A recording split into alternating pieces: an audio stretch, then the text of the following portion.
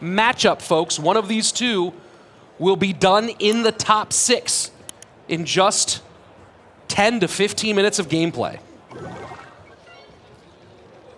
Interesting, PEDRO using the Cannoneer here.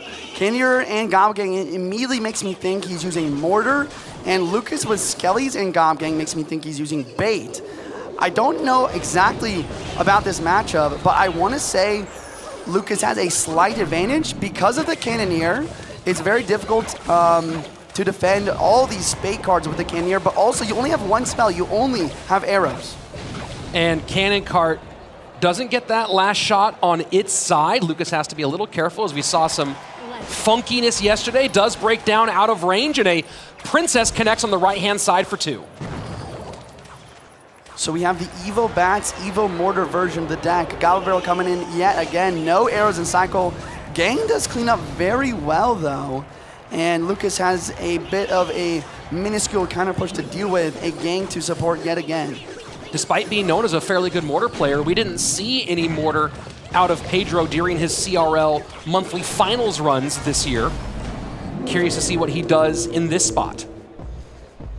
Yeah, it's a good point. It might be a semi-difficult matchup for PEDRO, but he is one of the best to ever do it with Mortar. So if there's anyone that can win it, it's definitely him. Evo Skellies plus Evo Goblin Barrel at the bridge, though. This is a force to be reckoned with. He defends really well left side, but Evo Goblin Barrel on the right connects yet again. Almost past the first 2 minutes of gameplay. Double elixir flowing in 15 seconds. And Princess aggressive at the bridge on the left-hand lane. Interesting decision by PEDRO. He doesn't want to spend elixir defending this, so instead he goes Mortar so that whenever he does defend the Princess, he's also able to protect his Mortar at the same time. And Mortar targets the Doctor. Arrows behind to clear. Doctor will get taken off the board as the cannon goes to support. Yeah, and I don't think that's what PEDRO wanted to happen. I think he wanted a little bit more damage. He's just down so much. Both of his towers under 1800 HP, and he's barely scratched at the surface of Lucas. Princess right-hand side for Lucas. 30 seconds left in regulation time. And the Evo Bats push on the right-hand side. Ooh, the Mortar snipes the Princess. One bat gets a little bit of damage, but it's really just not enough. These Mortars really are having a difficult time of connecting. Cannon Cart working its way up the left-hand lane. And we see Arrows looking to clear one more time.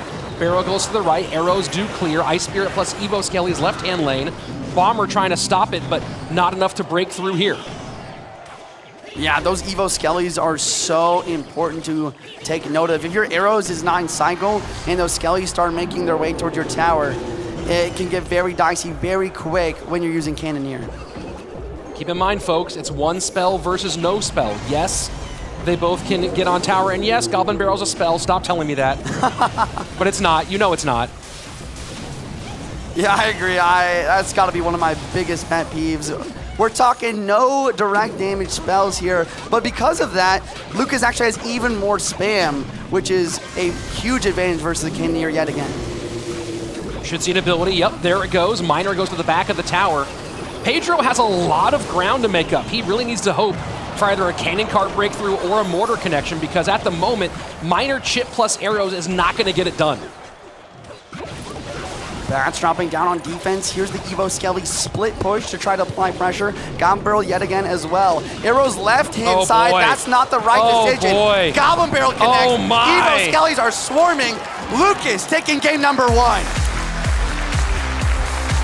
And Lucas pumped up there after taking a key game number 1. A big guessing game here for PEDRO. Keep in mind, only the one spell the Arrows played on PEDRO's side, so Lucas doesn't have a ton of information. But of course, we have now seen how deep you can go into this deck pool and still have difficulty trying to pick it. PEDRO goes Ice Spirit to open into the Electro. And here's the Raymart as well. Lucas with some sort of Raymart deck. It could be Mega Knight, it could be P.E.K.K.A, or even Recruits as we've seen today. We've seen a lot of Ice Wiz this weekend so far. I think far more than many would anticipate. What do you attribute that to, Juicy? Yeah, it really comes down to that small splash radius buff it got just a month or two ago. You know, I really didn't think it would be that big of a difference maker, but that splash radius makes its splash radius actually larger than even the baby dragon. So that solid splash plus how cheap it is makes it a very solid card. And seeing the work on the left-hand side, Lucas puts some pressure on the right. Firecracker will get some crosswise chip damage to open up that lead a bit more. 24-56 on the right-hand lane with the first minute of play having passed. Yeah, and you can see Lucas shake his head just a little bit there. He's really not happy about this King Tower activation.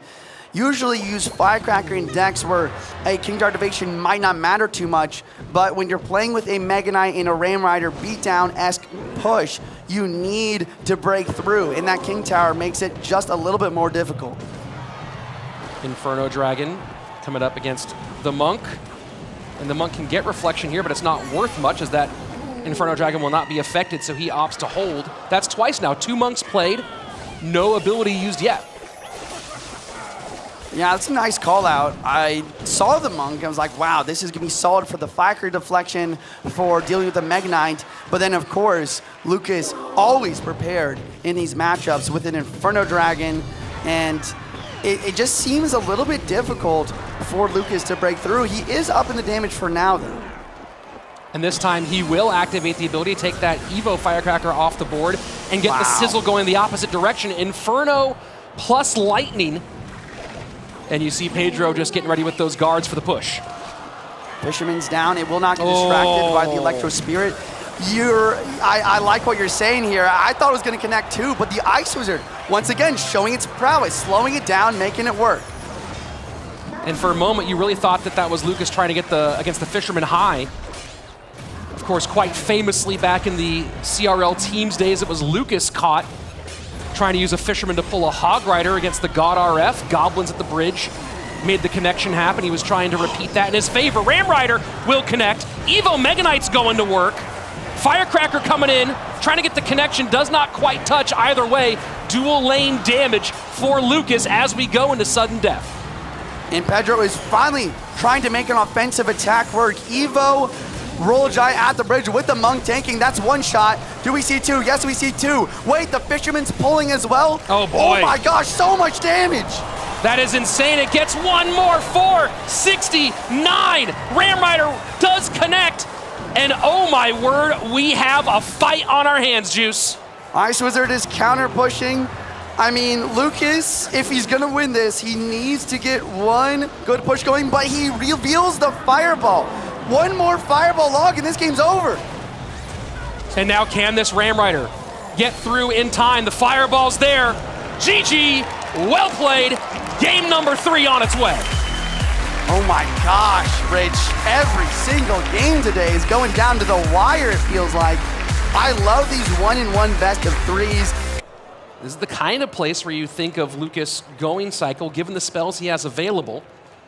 But a lot of the support cards, the cycle cards, not there for him. Of course, we went through an era where Goblins was the major cycle card, but that was before Evo Skelly and a Heal Spirit? Heal Spirit, I mean, maybe, you know, with E-Spirit and Ice-Spirit out, he's trying to give his deck a little bit of an extra amount or less elixir added to it. Flying Machine Heal Spirit, it makes me think of some sort of Fireball bait deck. Log was open, and there it is. Tesla being played by Pedro. Not the Evo version, which is interesting. Fisherman as well. I mean, this could be Recruits Pigs. It could be something else. After seeing the Zappies, though, this looks like a pretty old school Recruits Piggies deck. With Fireball out, that Flying Machine's going to be annoying for Pedro to deal with. Obviously, the poison does help to a certain degree, but we'll see how much Lucas can abuse that Flying Machine today. Yeah, and I think it has a lot of potential, too, with the poison kind of bait going on here. The Flying Machine is going to be that X factor to break through. On the other hand, we have Pedro just running with one of his most solid decks, one of the best decks, the deck that really pushed him forward towards the runner-up last year, good old Miner Poison.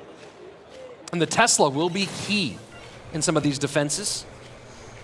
Yeah, and I look at the decks, we actually saw Pedro use Miner in game 1, so maybe a Drill Poison. I mean, I don't see another option for win condition that could work here. Goes to cover on the right, 6-man splits, 3-3. And here's the Mega Knight. Mega Knight gonna be super useful versus the recruits as well. I mean, looking at this matchup, I feel like Pedro's got a very nice advantage. It's all just going to depend if he can really put it together. We saw him play Miner Poison yesterday and struggle to break through. So far, the Poison Chip on the right-hand side doing a good job. 2576, the mark for Lucas's tower on your top right. Now here come Evo Recruits way out in front. What does Lucas have in store behind this? Royal Giant to the right-hand lane. Wow, now Recruits Bigs, Recruits Royal Giant. Tesla dropping down yet again with the Barbarian. Gonna deal quite nicely. I mean, that Mega Knight, though, I feel like that Mega Knight, especially the Evo, will be really good at knocking that Evo Royal Giant backwards. And the Heal Spirit, such an interesting choice. We've seen people really try to go outside of expectations. How do you feel about that Heal Spirit call, though? I actually love the Heal Spirit call. It synergizes really well with Royal Giant specifically because you can almost always guarantee the Heal Spirit to jump because of how close the Evo Royal Giant is to the bridge. And the Poison working more. Flying Machine to get the, and there's just what you talked about, the Mega Knight knocking that Evo RG all the way back across the bridge. And this Tesla's getting, sorry, not the Tesla, but the Flying Machine, once again getting so much value. Even if you have Poison for it, it's not instantaneous. And he misses the pull on the Ghost, though. The Ghost getting even more damage, and I just don't know how Lucas breaks through right now. Royal Giant with the Evo Recruits. Does fireball the Tesla here. Snowball to hold. RG should get a couple of shots here, and these are critical shots at this stage. Yeah, as soon as I say it, I don't know how it's possible. He makes it happen right away. Fireball on the Tesla, the Heal Spirit we've been talking about.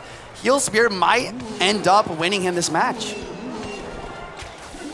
Well, the way he can completely flood the board, on the one hand, lots of Poison value available for Pedro, lots of Mega Knight drop value available for Pedro, but that also means there's a lot to cover, and this has been, so far, the story. Yeah, the other thing that means is he can't use Poison on offense, and especially with the Goblin Drill, that is going to make things difficult, whereas on offense for Lucas, he can use that Fireball on tower in a variety of situations. And you see how much cover was given to that Flying Machine. Now there's the Poison value. Evo Mega Knight nowhere near that Royal Giant, so Drill has to come out on defense. Log to clear, Tesla to hold, and this will be a defense that holds on, but with 30 seconds left, you cannot just hold on, you have to do damage, and there comes the Poison on the Recruits. He does get a Poison on offense. Can he defend? He sends the Evo Drill on offense too. He doesn't have that much elixir for the Royal Giant. Ghost dropping, Tesla dropping. Drill is defended. Will the RG get a hit? Snowball in, RG gets nothing. Fireball down, Poison ticking. Lucas needs a log. 2, 1, and Lucas takes it! 11:07 to 10:10, and his World Championship hopes